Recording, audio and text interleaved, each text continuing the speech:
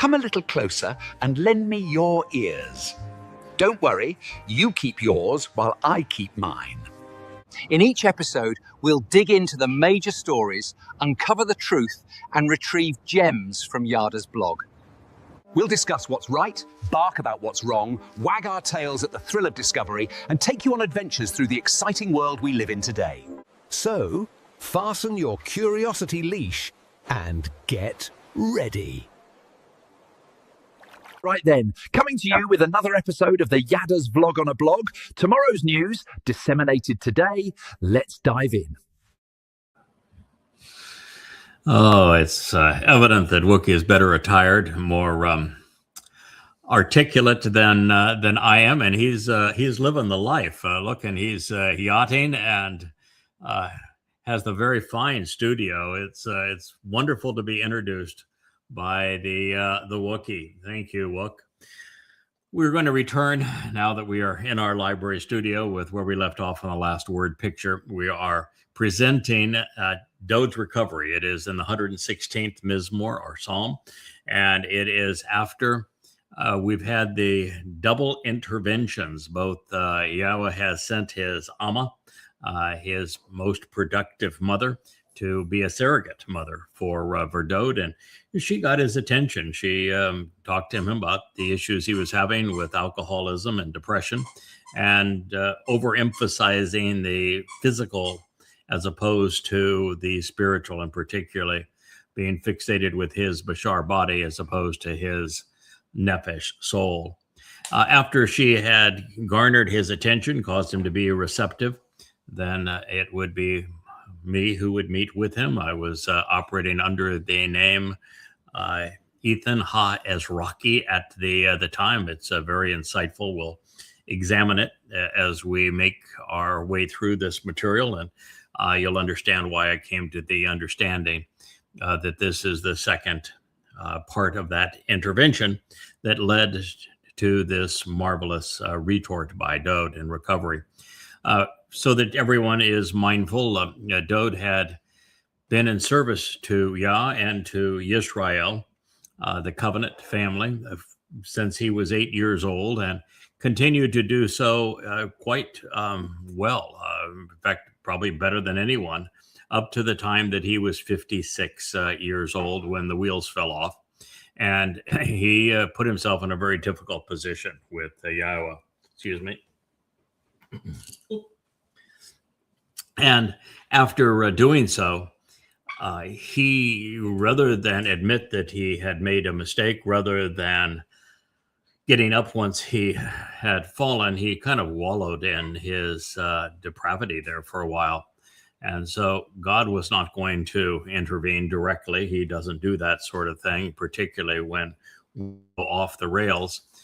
He inserted somebody, in this case, two somebodies, a husband and wife, a surrogate mother and father for Dode, to get his life back on track. And as a result, well, here we are. And he would say, I myself said, I testified in my sorrowful depression and alarming condition. That's where he was following the Bathsheba incident. With my hasteful disappointment and impetuous anxiety, my panic and my dismay, and my impulsive emotional instability, and my rash disenchantment, my hot-headed outburst, and my apprehension that everybody lies. Yeah. The entirety of the human race is deceived and deceptive, dishonest and delusional, deluded by false gods, and destined to failure. That was Psalm 116:11. Well, as we know, following his bad judgment regarding Bathsheba and then him lashing out at God after the affair, in that prior depressed state, that since he was being disingenuous, he assumed that, well, everyone was dishonest. And at the time, he projected his assessment upon God. But after recalibrating his thinking, he realized that it was he who had been wrong, and Yahweh could be trusted, and so could those who were speaking for him. So, in a general sense, apart from Yahweh and the few he has chosen to project his testimony, everyone does lie. And the political schemes are made to appear believable through babble, commingling truth and lies to make counterfeits appear credible. And the larger the institution, the greater and more credible the deceptions. Even today, this is the bane of democracy and of AI, both of which are biased in favor of popular appeal, and thus in favor of religion and politics, which are in opposition to God, but are the most popular institutions among men. So Dode's assessment was pretty accurate. Now, as we considered Dode's next refrain, this is the first that I'm neither certain I nor my wife inspired. Our perspective is that Yahweh has clearly stated what he wants in return for all he has afforded us. In fact, we earn what he has to give by offering him what he expects in return. There is no reason to ask God for something he has previously articulated. Nevertheless, Dode would write, "What will I return? Shoot, what will I bring back and restore to Yahweh for all of his goodness, generosity, advantages, and benefits to me?" Well, the good news is that our King has grown from being embittered to appreciative. But again, we ought not ask God what we shall offer him in return for all that he has been willing to give us in terms of the benefits of the covenant. They are articulated. God's made it really clear. This is what I want you to do. But maybe it was just Dode saying, the magnitude of how he has been favored by Yah deserves a special dispensation, a special amount of devotion. And he would follow through and, of course, fulfill Pesach, Matzah, and Bakorim, which is as devoted as anyone has ever been. So perhaps his question was even answered by what follows. This reads, "The cup, the vessel of Yeshua, deliverance and salvation, I will lift up and carry." Yeah, that is indeed the answer. And and in that name of Yahweh, I will be summoned and called. I will read aloud and be welcomed as I am appointed to the Mikre, Kara. So it's indeed true. This was Dode's response. He lived up to his calling as God had returned to him and he returned to God. Ultimately, they would collaborate on the spring Mikra. And so the cup that Dode would uphold of Yeshua, the cup of salvation, of deliverance, is the one that Dode would lift and carry. He fulfilled Pesach, opening the door to life. Matzah, carrying our guilt into Sheol. And then Bakurim, becoming the firstborn of firstborn children. It is the cup of Yeshua, of deliverance and salvation. And it was borne by Dode himself, our king, in his second of 3 lives. It was something he would bear, lift up, so as to provide salvation. And with and in the name of Yahweh, he says, I will be summoned, I will be called, I will be read aloud and welcomed as I am appointed to the Mikre. Kara, I'm invited, I'm called out, I'm designated, known, recited, and met with, mentioned by name. And indeed, that is true. Kara is the verbal base of Mikra, and in the plural, Mikre. The difference between Kara and Mikra is that the my prefix encourages us to ponder the implications of being invited, called out, designated, appointed, summoned, and of reading and reciting as we are welcomed to meet with God. So asked and answered, I suppose. Dode would show his appreciation for Yahweh by following through on his calling. He would fulfill Chag Matzah and thereby complete his life's mission. He would become our Savior. Although, to do so, it would take a second of 3 lives. It would be 1,000 years thereafter, and he would do exactly as he would report in the 22nd and 88th Mizmor, suffer crucifixion to fulfill Passover, and then enter hell for a heavenly cause in the fulfillment of Matzah, so that we could all enjoy Bikurim. He would indeed, Nasa, lift our burdens. He would carry them away. This is one of many affirmations that Dowd not only restored his relationship with Yahweh, but came to understand the very purpose of his life and the value of what he would achieve in collaboration with Yahweh. So now that we are aware of what the king had to say, he actually knew the answer to his question, did he not? And we can take credit for sharing this with him. This is something that we impressed upon him. It was the purpose of our parental counsel. And while that is reassuring, recognizing that Leah and I were the first to realize that Dowd fulfilled the spring mikra, we were also the first to ascertain what God wants most from us, and that is shalem, for us to finish the job that we have been given, to see it through. These are 2 powerful discoveries that the very people who made these discoveries are the ones that shared them with Dowd, who then fulfilled them. My promise and offering to Yahweh, I will complete, he said, shalem, totally satisfying and fulfilling the purpose, conspicuously in all earnestness, as a corresponding counterpart, publicly, before all of his people.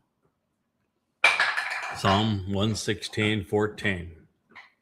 It is the very thing, these last 2 statements, that we have reemphasized and affirmed and introduced and discovered and shared in as many ways as words allow. Dowd answered the call and fulfilled the mikra. And in so doing, he delivered Yeshua, salvation. That is his promise. That was his offering. That was his nadir, vow of personal service to Yahweh. He restored his relationship with God and therefore was in a position to shalem, totally complete, satisfying, fulfilling the purpose of his life. He would bring it to fruition. He would do so conspicuously, in all earnestness, as a corresponding counter neged before all of his people. Indeed, at the crossroads of civilization, year 4000 Yah, in Jerusalem, the city of Dowd, Yehudah, the province of the beloved of Yah, just as he had foretold. So the king promised to do what was most needed. He neged conspicuously, as Yahweh's counterpart, in full transparency, served as the Passover lamb by allowing the Romans to crucify his body at the crossroads of the world. It's a shame that his people didn't recognize what he accomplished on their behalf. And for not having done so, they would deceive and deprive themselves through the religions of Judaism, Christianity, and Islam.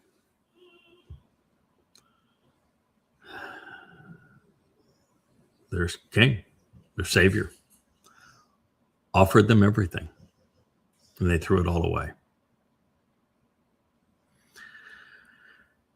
You know, it's when you read something that it's this affirming of what you've come to know, and you realize that you were the first to come to know it and to share it boldly and prove it. And you find affirmation after affirmation. Sometimes you just shake your head and say, why did everyone else miss it? Millions, billions have had access to these same texts, and they all missed it. Why? Well, clear that Dode said it. He did what he said. And so will I. And most have chosen to ignore and reject his gift and will reject mine.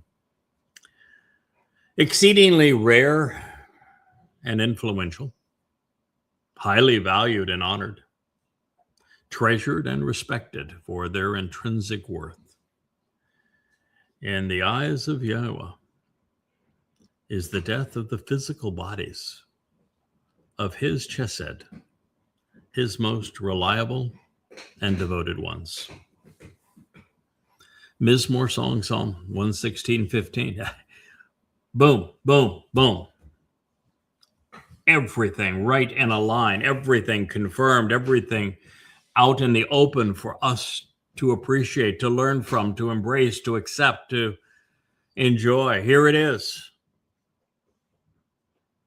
He would come to know that there are two men, three to some extent, that would do this very thing. That the death of their physical bodies, the mayeth, this process of mortal demise, would cause Yahweh, from his perspective, to view these most reliable and devoted ones, the ram, the bull, then the goat, Dode,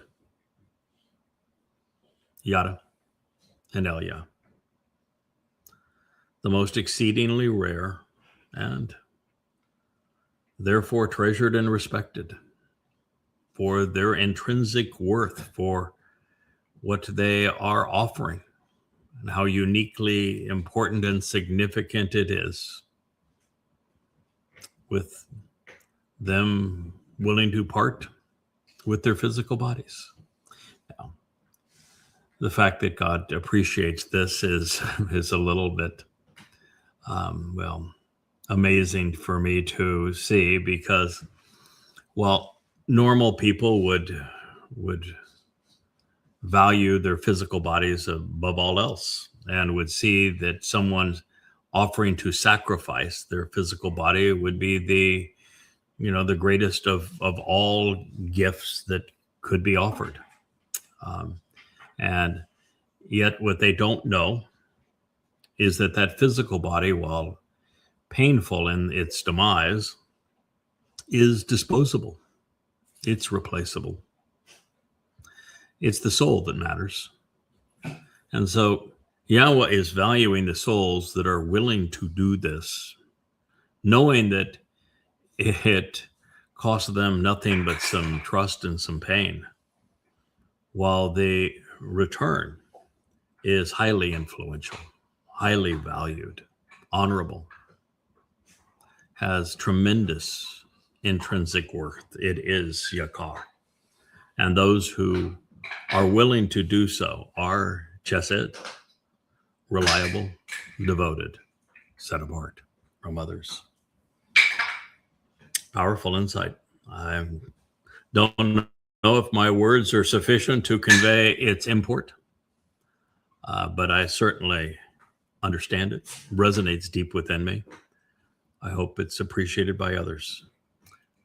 Dode clearly came to understand that this is the ultimate response. When Yahweh says, I want the three things from you. I want you to be observant. I want you to be responsive. And I want you to be reliable. That there is no greater example of that than Dode's fulfillment of the spring mikra, Pesach, Matz, and Bakurim. Second on to that would be my fulfillment of the fall Mikre. And Elia making a sacrifice as well. So it is exceedingly rare. And obviously that's understated. 3 people among, well, there have been 100 billion humans. There are only 3 whose physical bodies are sacrificed for the greater good of the covenant family. And 2 of the 3 were likely standing together when Dowd wrote these words, as we will be again, 7 years after me sharing them with you, because that's when we will celebrate Yom Kippurim in year 6000, October 2nd of 2033, as the sun sets in Jerusalem, the city of Dowd. By making this prophetic pronouncement, our king has come to realize that the Bashar, the physical body, into which his nephesh soul would be inserted in year 4000, would be slain during the fulfillment of Pesach as the El lamb. And he also knew that he would not be alone, since Maweth and Chesed were both conveyed in the plural forms. He foresaw that the other would be the Adamah Parah, the man as the productive bull. And this is from explanations at Bamidbar 19, such that he would be Dowd would be the groom in the fulfillment of Bamidbar 5. He came to appreciate the roles of the ram, the bull, and the goat as presented in Bamidbar Numbers 15, affirming that by being chesed, devoted and reliable, we would all become yakar, respected, influential, highly regarded in the eyes of Yah. We observed and came to know. We thought and came to understand. We responded and added value. And in the end, we demonstrated that we could be relied upon. That's all Yah was asking. Emphasizing and requesting this, earnestly seeking this opportunity that will occur, Yahweh. Indeed, it is true. I am your co-worker. I am your servant. I am the son of your Amah, productive mother. You have responded to open and release that which pertains to my bonds, freeing me from losing self-control through disciplined instructions. My shackles, my fetters, my chains, representing correction through a stern rebuke pursuant to resolve a just penalty because of the warning by way of the axioms for life, words that changed the future conduct of my life. La Morsorani. Psalm 116:16. You know, sometimes I wonder when I read these kinds of things, excuse me, she's really, Asher again, really got into a bad episode of cutting herself again on her paws. I've never seen her quite as vicious in doing so, so I'm trying to get her attention away from it. The distraction is what she needed. As I was saying, that sometimes I wonder if I have the words, if I can convey to you the import of what we're reading here and how profound this is, how affirming this is of really the greatest discovery in human history. Heretofore, no one knew that Dowd was the Messiah and Son of God, who became our Savior by fulfilling the spring Mikre. And no one knew how Dowd came to realize that this was his calling in life. But I did. And I not only proved it, I shared this with you. And here now, we realized in reading this that the man who was so distraught in a alcoholic and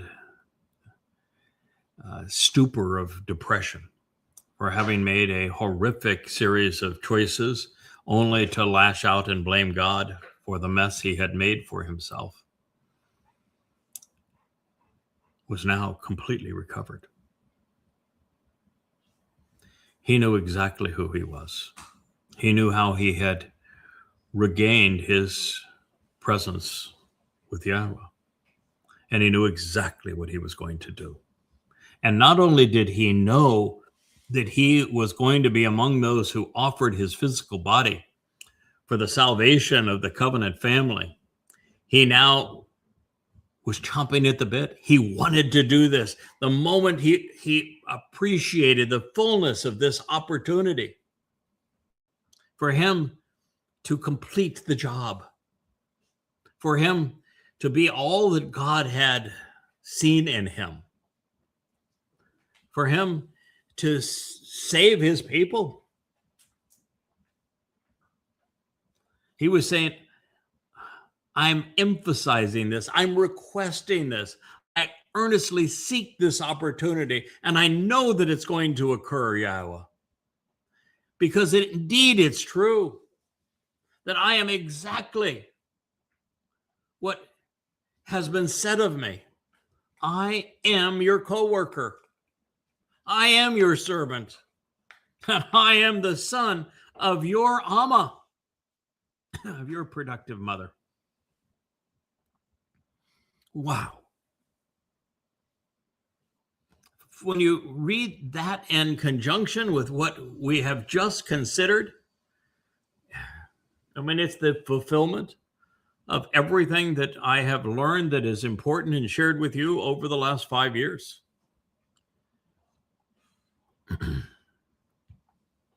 Really, it's that important.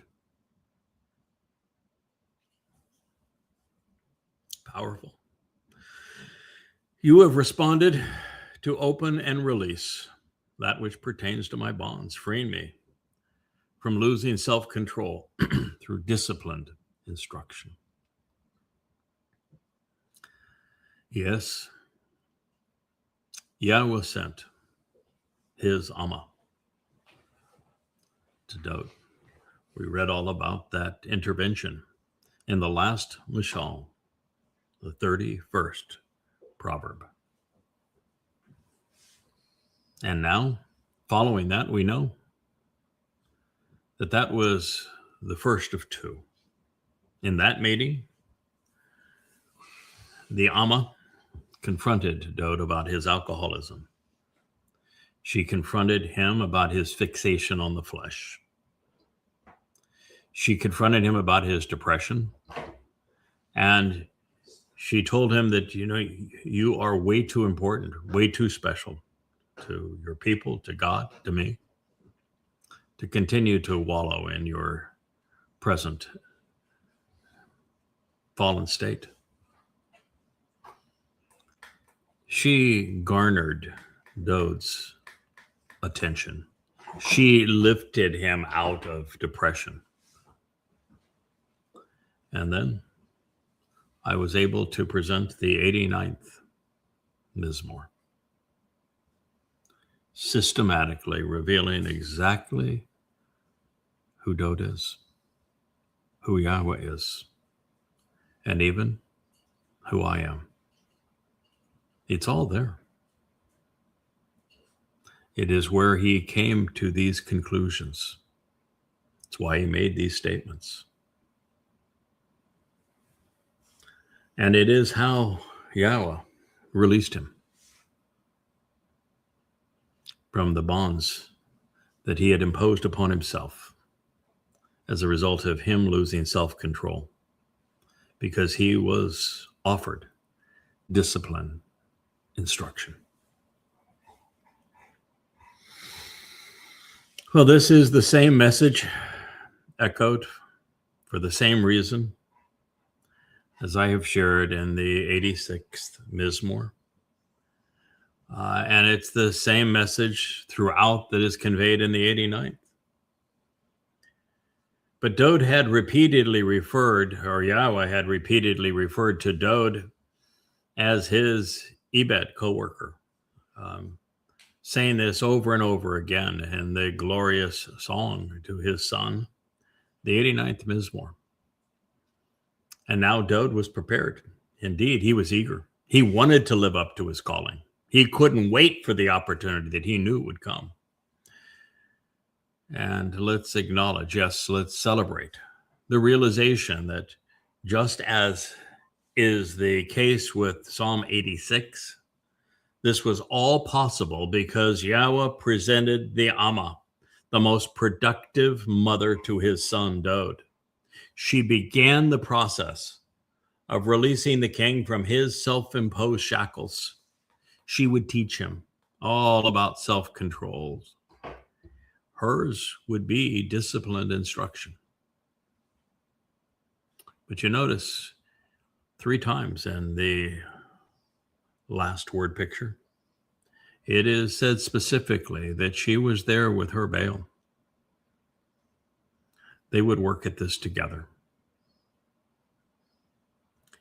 As a result of this statement, it is now incumbent upon us not only to explore the whole of the 86th Psalm, while re-examining the 89th Mizmor with fresh eyes from an entirely new perspective. You know, I had thought that there had to be something that commemorated year 3000 Yah, although quite frankly, the years that are important are 40 Yobel. 40 Yobel from the expulsion from Eden is, we go from 3968 BCE to 1968 BCE, and the affirmation of the covenant narrative with Abraham and Yishak on Mount Moriah. And 40 Yobel from that point, we have Dode fulfilling Pesach, Matzah, and Lakodim on that same mountain in Yobel year 4000 Yah. And 40 Yobel from that point is when Dode returns, year 2033. Fulfilling Yom Kippurim after we provide restitution on Teruah, making Sukkah possible.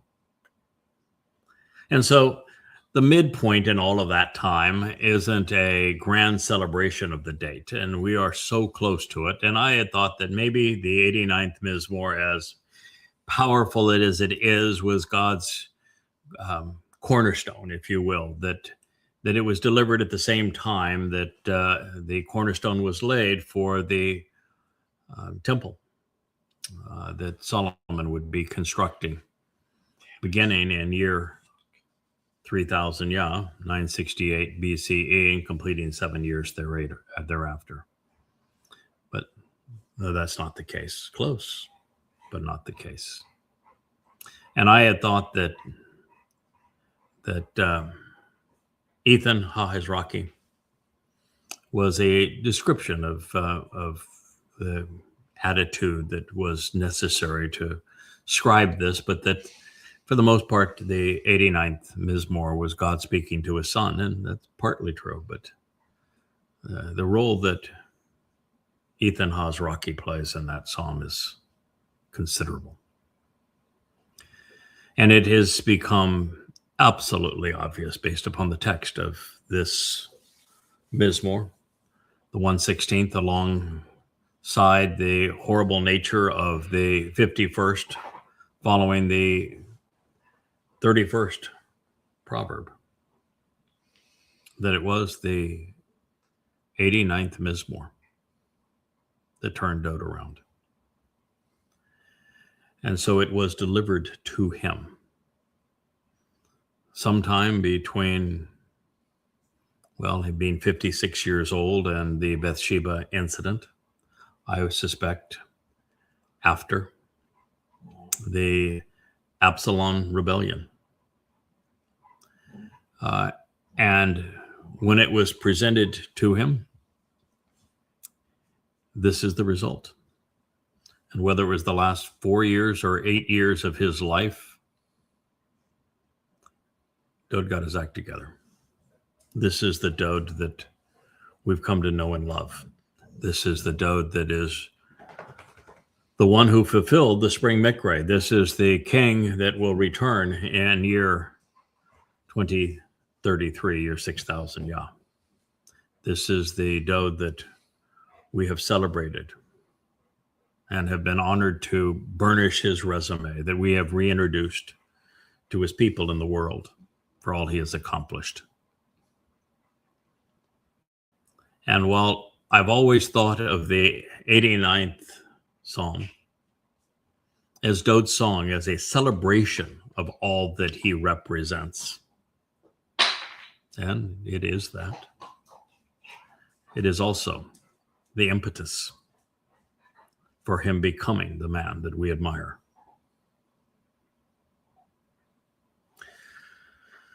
So if I may go one step further in light of all of this in the 31st Mashal, we would be wise to consider every proverb, realizing that most of them were written by a father and mother, a husband and wife, on behalf of their son, in light of all that Yahweh intended for them.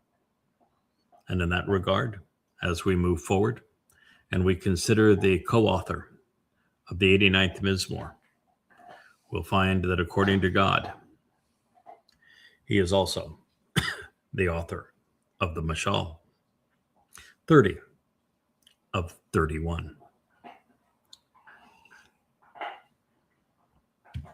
And one song, the 89th. If not for the fact that religious and societal recalcitrance, particularly among the chosen people, remains a formidable barrier to penetrate, I would and could rest my case with these previous and this next prophetic expression from the chosen Messiah and King, Dowd. Yes, Dowd fulfilled Passover as the Lamb. The statement reads, on your behalf and for you, I will absolutely become the sacrificial offering. Zabak, Zabak, I am the sacrifice, and it's me who will be butchered. Thankful for the opportunity, while conveying appreciation. And in the name of Yahweh, I will be summoned and read aloud, called out and welcomed, as I have always been appointed to the Mikre. Psalm 116, 17. There it is. Dowd, who the world knows as David, the Messiah and King, the very Son of God, the chosen one. He fulfilled Passover. The disposable body his soul carried at the time served as the Lamb. He was grateful for the opportunity because it pleased his Father. It served his people. It engendered the trust he would need to be king forevermore.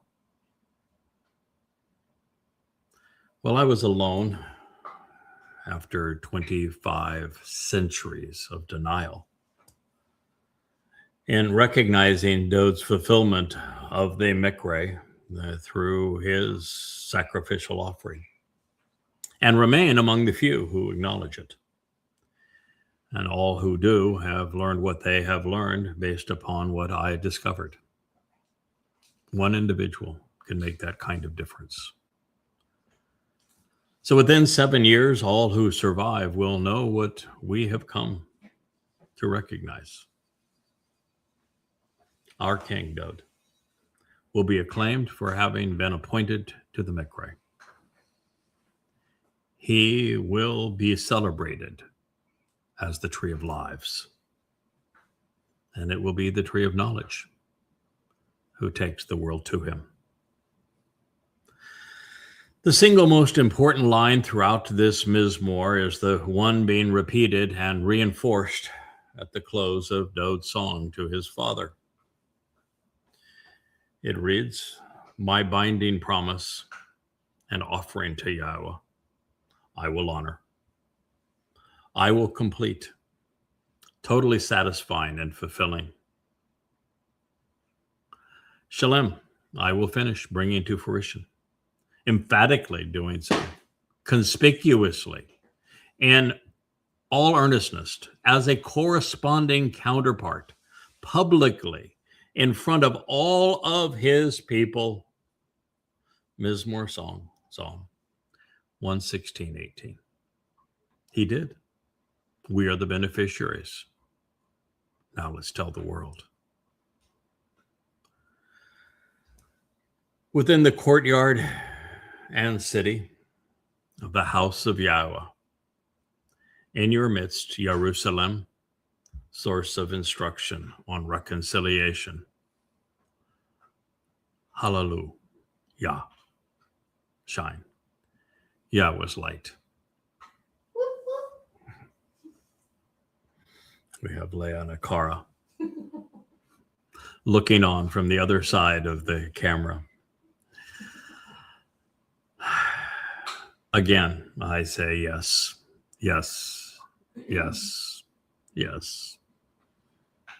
I was right. And now you can be too.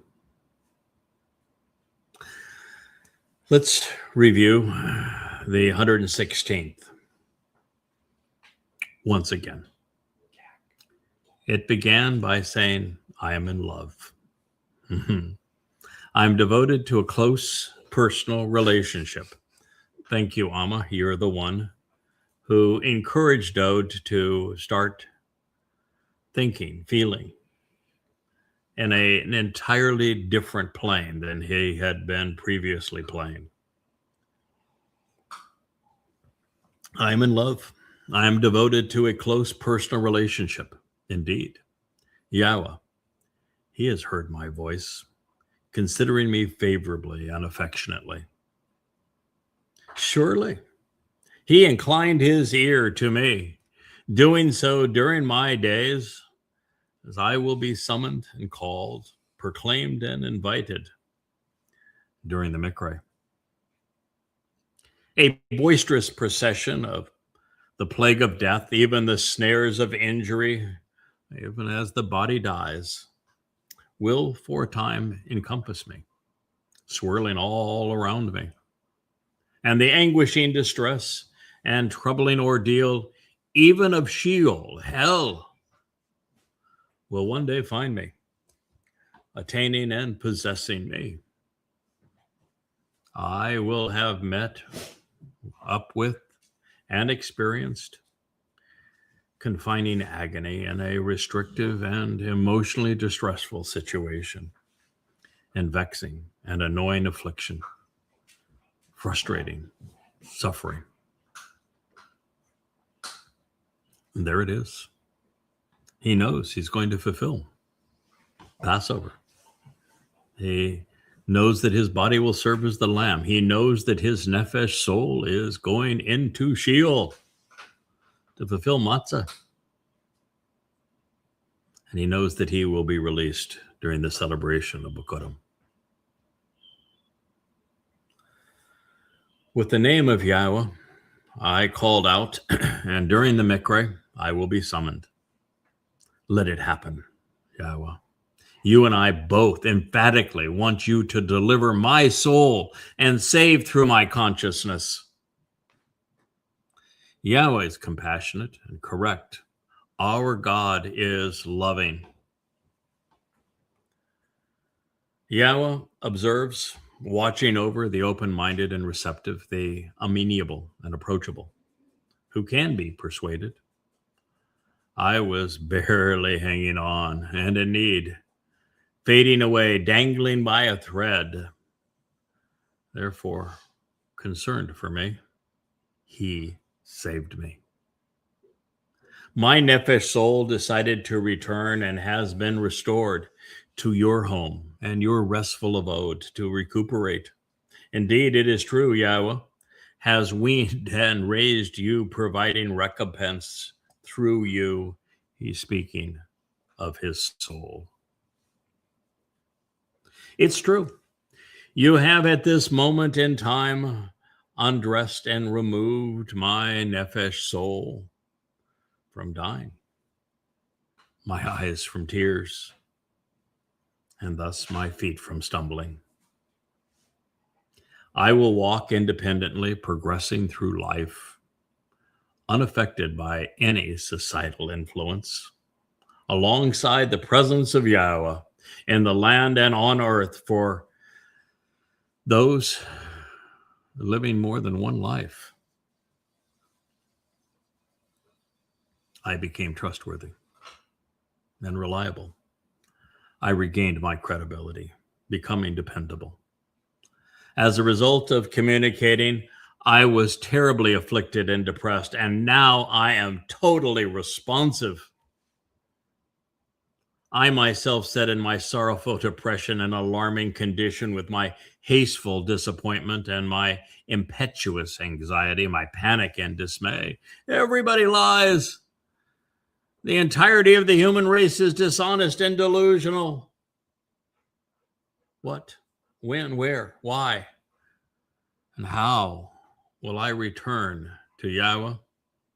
For all of his goodness, his generosity, and all of these advantages and benefits to me? The answer? The cup of Yeshua, of deliverance and salvation. I will lift up and carry. I will bear to provide salvation.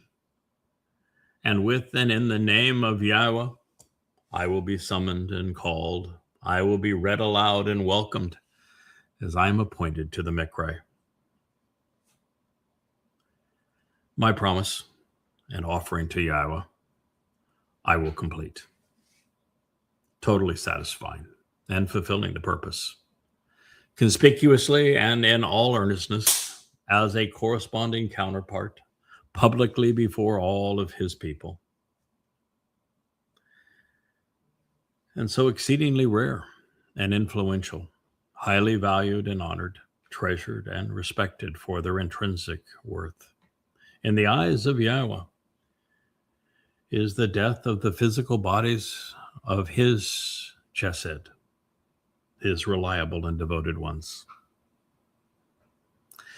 Emphasizing and requesting this, earnestly seeking this opportunity that I know will occur.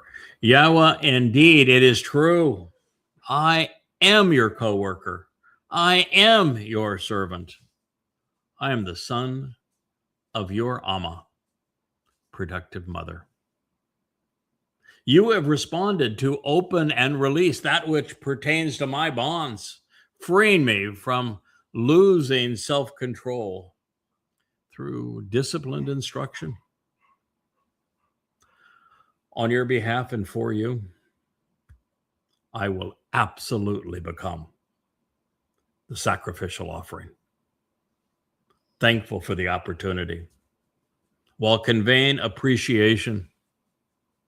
And in the name of Yahweh, I will be summoned and I will be read aloud, called out and welcomed, as I have always been appointed to the Mikra. Well, my binding promise and offering to Yahweh is that I will honor and complete, totally satisfying and fulfilling, emphatically and conspicuously, as a corresponding counterpart, publicly in front of all of his people, within the courtyard and city, beside the walls of the house of Yahweh. In your midst, Jerusalem, source of instruction on reconciliation. Hallelujah. Shine, Yahweh's light. Mizmor Song. 116 from beginning to end. My life's work is done. It is complete, at least in this phase. Thank you for listening. Good evening. Hey there, thanks for tuning in. That was Fetch. Gotta run now. Catch y'all on our next podcast.